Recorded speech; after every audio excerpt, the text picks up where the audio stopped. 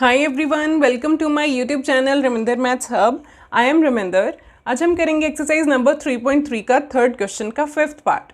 The third question is form the pair of linear equations for the following problems and find their solution by substitution method. हमें यहाँ पे कुछ problems given हैं, उनके pair of linear equations बनाने हैं और बाद में उन्हें सॉल्व करना है by using substitution method.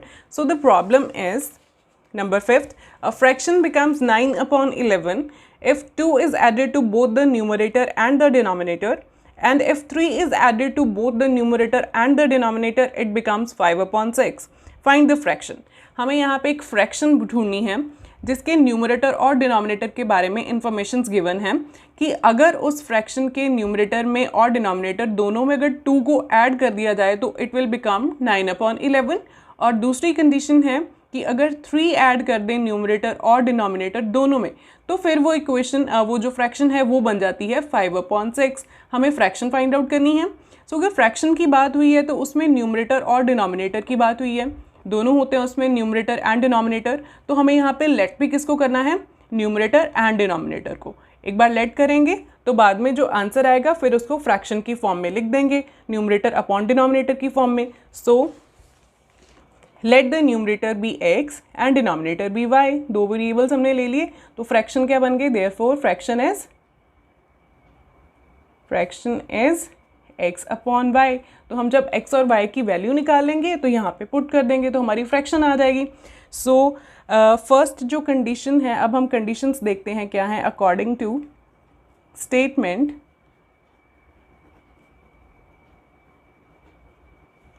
if 2 is added to both the numerator and denominator, numerator में और डिनोमिनेटर दोनों में ही अगर 2 को ऐड कर देते हैं तो you'll get 9/11। ठीक है, ऐसे ही होगा। न्यूमरेटर में भी 2 ऐड कर दिया और डिनोमिनेटर में भी 2 ऐड कर दिया तो फ्रैक्शन कितनी बन गई, उन्होंने ये बोला ना फ्रैक्शन बिकम्स 9/11। तो ये जो टोटल फ्रैक्शन है ये कितनी बन गई, इज इक्वल टू 9/11। सो यहाँ से अब हमारी इक्वेशन बन सकती है, लेकिन इसको थोड़ा सा सिंप्लीफाई करेंगे। क्रॉस मल्टीप्लिकेशन होगी, यहाँ पे 11 इधर जाके मल्टीप्लाई हो जाएगा, y+2 यहाँ पे 9 के साथ जाके मल्टीप्लाई हो जाएगा। सो ये इक्वेशन बन जाएगी 11 × x+2 is equal to 9 × y+2। ये बन गया हमारा 11 × x that is 11x plus 11 × 2 that is 22 is equal to 9 × y 9y then 9 × 2 18। Fine, ये हो गई सारी मल्टीप्लिकेशन। अब क्या करेंगे, वेरिएबल्स को एक साइड पे लेके आएंगे और कांस्टेंट दूसरी साइड पे लेके जाएंगे। यहाँ पे 9y इधर आ जाएगा, 11x प्लस का 9y है तो माइनस का 9y हो गया इधर जाके। ये 18 इधर ही है तो इसका तो साइन चेंज नहीं होगा, ये तो इधर ही है। ये 22 उधर शिफ्ट हो रहा है तो माइनस का 22 हो गया क्योंकि यहाँ पे ये प्लस का था। फाइन, ये उधर गया और 9y इधर आ गया। वेरिएबल्स दोनों इकट्ठे हो गए और कॉन्स्टेंट्स अलग हो गए। फाइन, सो अब क्या होगा, 11x minus 9y is equal to 18 minus 22 is -4। ठीक है, ये 22 जो है ये बड़ा नंबर है तो इसके साथ माइनस का साइन था तो दैट्स वाई यहाँ पे माइनस आ गया। Plus minus is minus, 22 minus 18 is 4 और बड़े का साइन माइनस तो यहाँ पे -4 बन गया। ये हमारी बन गई फर्स्ट इक्वेशन। अब ऐसे ही दूसरी इक्वेशन बनेगी, वहाँ पे है now 3 is added to both the numerator and denominator। जैसे हमने 2 को ऐड कराया था ऊपर स्टेटमेंट के अकॉर्डिंग, वैसे ही अब 3 भी ऐड होगा दोनों में, न्यूमरेटर एंड डिनोमिनेटर में। तो फ्रैक्शन कितनी बन जाएगी, is equal to the fraction becomes 5/6। ठीक है, दोनों में हमने 3 ऐड कर दिया न्यूमरेटर डिनोमिनेटर में तो फ्रैक्शन इज 5/6 नाउ। अब फिर से वैसे ही होगा जैसे हमने यहाँ पे किया था, क्रॉस मल्टीप्लिकेशन होगी और इसको हम इक्वेशन की फॉर्म में बना देंगे। तो ये बन गया 6 यहाँ पे जाके मल्टीप्लाई हो जाएगा और 5 के साथ ये y+3 जो है ये मल्टीप्लाई हो जाएगा। It will be 6 × x+3 is equal to 5 × y+3। ये मल्टीप्लाई होकर क्या बन रहा है, 6 × x is 6x plus 6 × 3 is 18 is equal to 5 × y is 5y plus 5 × 3 is 15। Then variables एक साइड पे, कॉन्स्टेंट्स एक साइड पे, जैसे हमने ऊपर वाली इक्वेशन के साथ किया था। 6x ये 5y यहाँ पे प्लस का है, ये इधर जाके माइनस का 5y हो जाएगा इज इक्वल टू 15। देन 18 इधर आके माइनस हो गया, 15 यहीं पे, इसका साइन नहीं चेंज होगा। ये 18 जो है ये इधर शिफ्ट हुआ तो ये प्लस का था, ये माइनस का हो गया। तो अब क्या होगा, 6x - 5y is equal two plus minus is minus, 18 minus 15 is 3 and बड़े का साइन माइनस है तो यहाँ पे -3 बन गया। ये बन गई हमारी सेकेंड इक्वेशन। फाइन, अब इन दोनों इक्वेशंस को हम सॉल्व करेंगे। तो सब्सटीट्यूशन मेथड से सॉल्व करना है। जो आपको इन दोनों में से इजी नज़र आ रही है इक्वेशन, हम वहाँ से एक वेरिएबल की वैल्यू निकाल लेते हैं। तो दोनों ही ठीक है। ये सेकंड इक्वेशन थोड़ी सी इजी लग रही है, तो यहाँ से हम x या y की वैल्यू निकाल लेते हैं और फर्स्ट में पुट कर देंगे। From equation number 2, 6x minus 5y is equal to, यहाँ पे इसको शिफ्ट कर देते हैं, 6x is equal to, from equation 2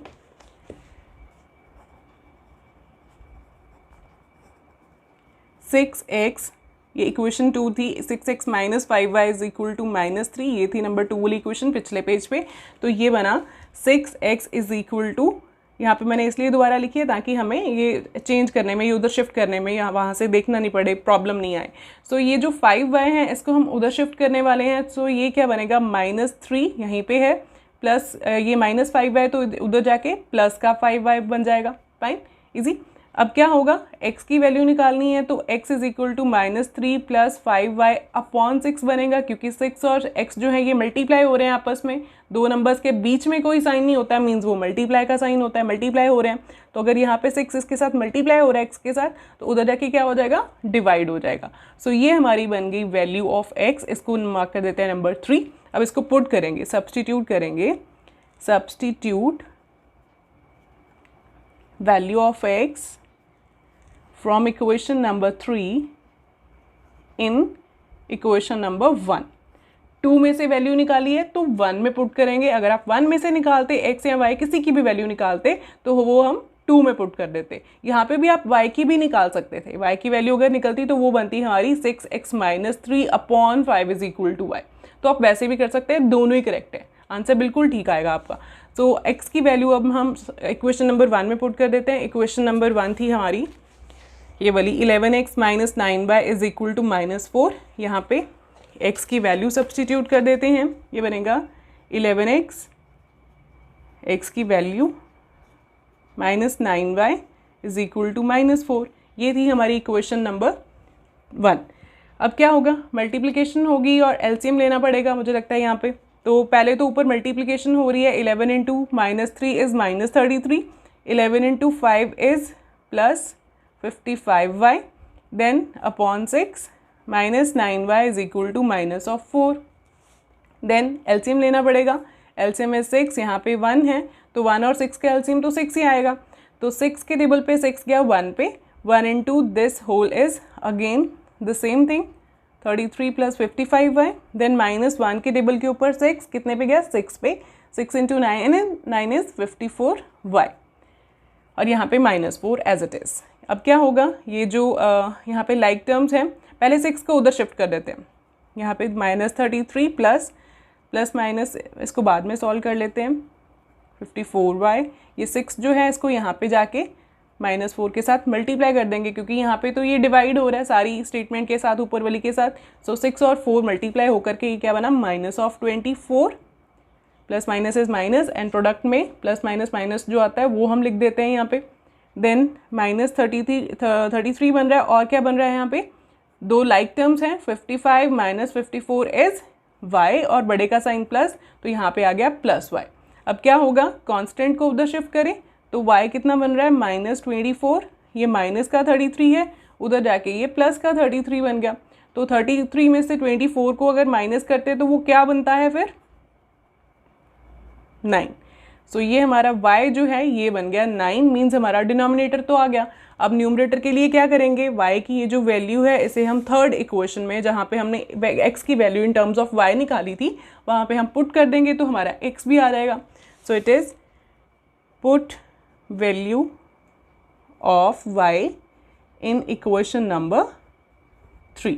It will be x is equal to -3 plus 5 into y, that is 5 into 9 upon 6. ये बन गया -3 plus 5 into 9 is 45 upon 6. ये बन गया 45 minus 3 42 upon 6. तो यहाँ पे कटिंग पॉसिबल है, 6 1 6, 6 7 42। तो x हमारा क्या बन गया 7, मीन्स हमारा न्यूमरेटर जो है उसका भी आंसर हमें मिल गया। तो अब क्या करेंगे, फ्रैक्शन को लिखना है, देयरफॉर हम लिख देंगे therefore numerator is x, that is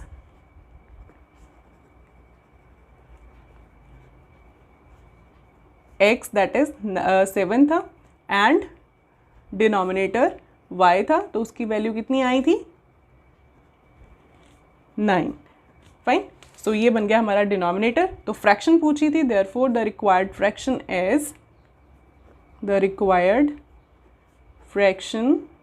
is x upon y that is 7/9। हमने स्टार्टिंग में यही लेट किया था, fraction is equal to x upon y।